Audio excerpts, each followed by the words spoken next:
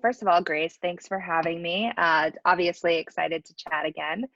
For those who don't know, Grace and I have obviously chatted before we got on here. So she's just a lovely person, and I'm excited to kind of chat through some of these questions. But like Grace said, Kristina Finseth, I lead growth marketing over at Interseller, which is a fairly early stage company. We're a team of 13 now, officially as of today.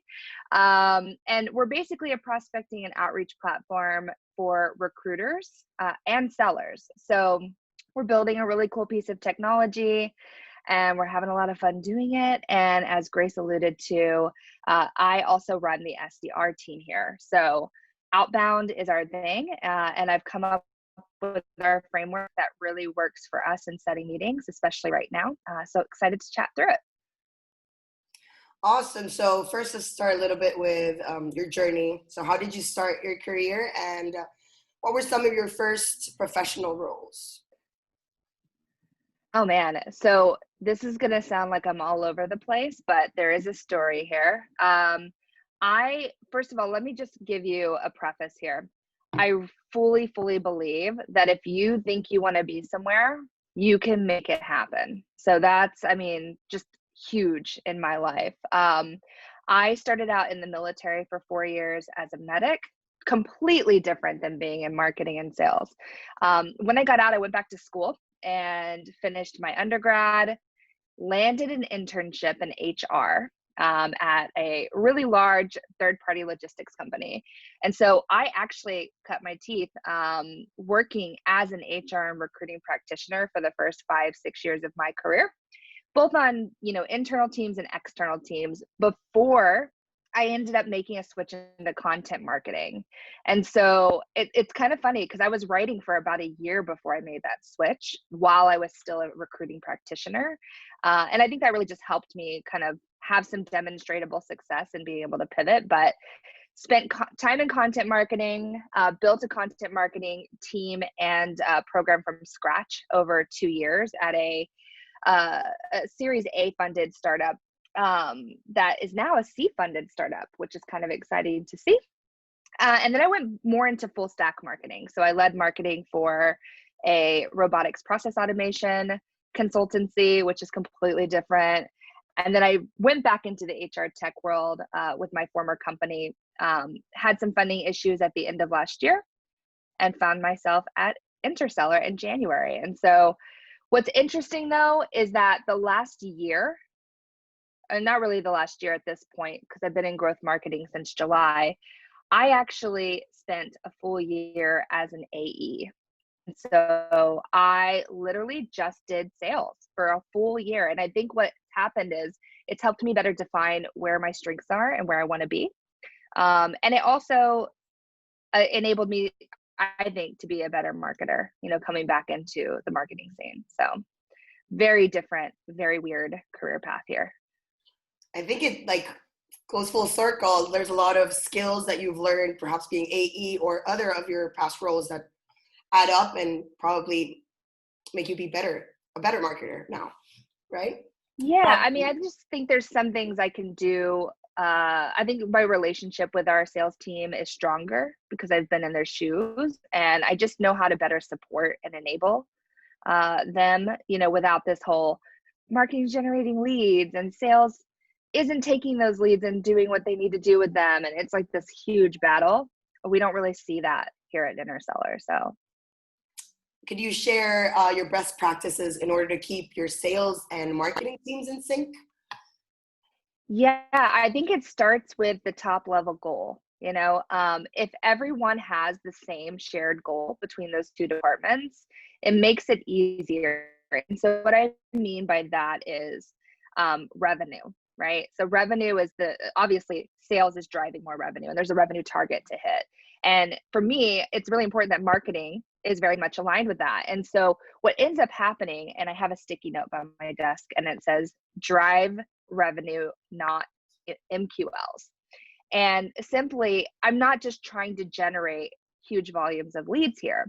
We have a target market, we have a target account list, and we are all working towards the same goals, which is booked meetings. And for them on the sales team, it's closing those booked meetings. So I think what happens is it helps me to scale back and think about what activities I'm focusing on in marketing and really prioritize, like, is this marketing activity foundational? Is this what we need to be doing, which is a whole different category for brand and awareness? But is this an activity that is going to get us closer to our goal as a company and as a team between marketing and sales? So I think that's how, alignment happens, is having that same target that you're trying to hit. Yeah, so basically speaking the same language, right? You're both prioritizing revenue or something that's bringing that content that is driving that. That's awesome. Yep, absolutely. So, talking a bit more about what types of projects you've been before, what are some of the most interesting projects from a growth perspective that you've been part of for the last couple of years? Oh goodness. I really like strategy, but I'm also a very tactical person, which usually most people, from what I've heard from leaders in the past, are one or the other. And I find myself constantly battling between strategy time and tactical time because A, it's a startup life, and B, I just enjoy both. I always want to be a player coach. I think what's been really cool for me, one of the things that I got to work on in the last year and a half was a product hunt launch. There's so much you have to do leading up to launching. There's so much you need to do during to make it successful. And then there's this whole like post, launch follow-up. So I think that's really cool. And I really just like working on projects with other departments, kind of as like a go-to-market team, right? Can you tell us a bit more about the Outbound FIRE Framework and how marketers and sales teams can benefit from it? Yeah, so it's really interesting. I mean, listen, 2020 has been an interesting year for everyone. We, just like any other sales teams and any other companies, everyone had some sort of pivot, right? In, February, March, April, where we were all just trying to figure out, like, what does continued business look like? What does continued success look like? Should we not be messaging people? Should we be messaging people? What should that message look like? I think we all kind of went through those same sets of emotions. And some people, listen, they ceased reaching out because they just didn't think it was the right thing to do. What we did is we pivoted. And so we started running this really personalized approach. And I started doing a lot of testing, like that most people probably aren't going to buy right now. How can I get more quality conversations on the calendar, sales team, to make sure that things are still moving and that we're top of mind? So I think, first of all, what kind of shifted there was, instead of thinking of it in terms of booked meetings that are going to lead to sales conversations, it's more, are we getting conversations on the calendar, not booked meetings, conversations. And so that was kind of our epiphany. After 90 days of kind of running this hyper personalized approach, we saw really great results. And I'm talking, 80+% open rates. We saw 30% plus reply rates, 10% plus booked meeting rates. We had some campaigns that were as high as 25% booked meeting rates, which is crazy. And instead of starting, continuing this thing of like reaching out to the masses, we started on very, very intimate campaigns of 40 people, 50 people, sometimes even lower. So if you send a message that is engaging or compelling, or, maybe I'm talking about an article that you posted and how it resonated with me, all that you're doing is getting that person to go, this is different. This isn't the same kind of emails I get in my inbox. And then what it does is it turns an outbound lead into an inbound lead, because you're putting the onus to research on your prospect. They're then going to go through a journey of looking at your website. And so, of course, assuming your website's on point, right? Your website to be clear as to who you're selling to. They'll then respond back to you with that context already. You don't have to spell it out for them. So that's kind of the whole philosophy of this Outbound FIRE framework. Sounds great. How can we access the Outbound FIRE framework? Where should we all go to get it? Yeah, well, listen, the card is, if you're an Interseller customer now or in the future, you get access to that just free. We really believe in partnership and consultation here. So we're constantly helping people, fine tune their messaging, and I do a lot of that. But if you're not, and you go to my LinkedIn page, first of all, feel free to connect, ask questions, whatever.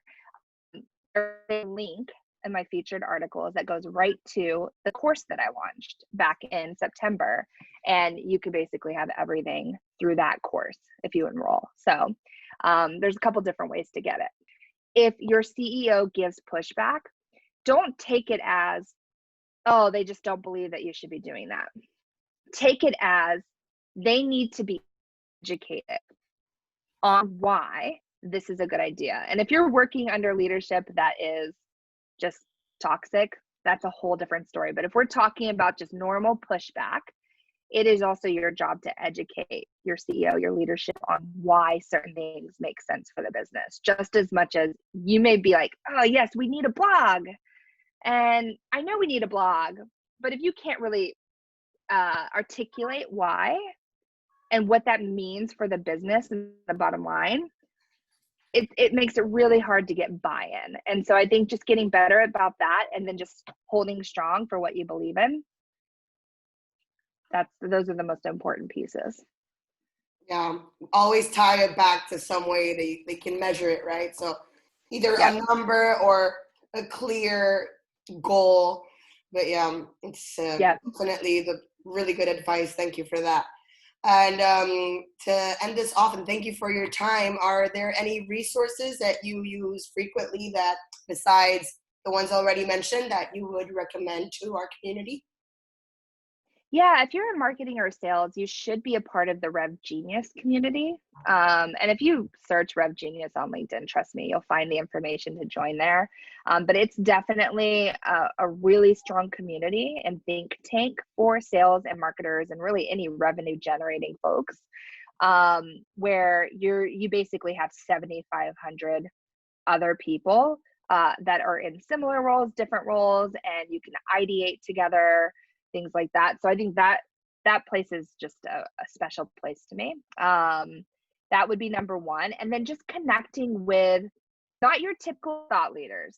I hate to say that. There's a lot of great people that put a lot of great content out, but connect with people who are in your shoes or in the shoes of where you want to be, where you aspire to be, and build authentic relationships.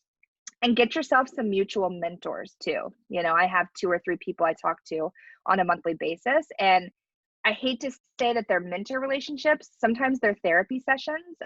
But, if you're talking to other people who are working in different startups and in somewhat similar roles or overlapping roles, it makes it really easy to kind of bounce ideas off of each other, have a sounding board, especially if you don't have another marketing leader or person that you're working with in your current org.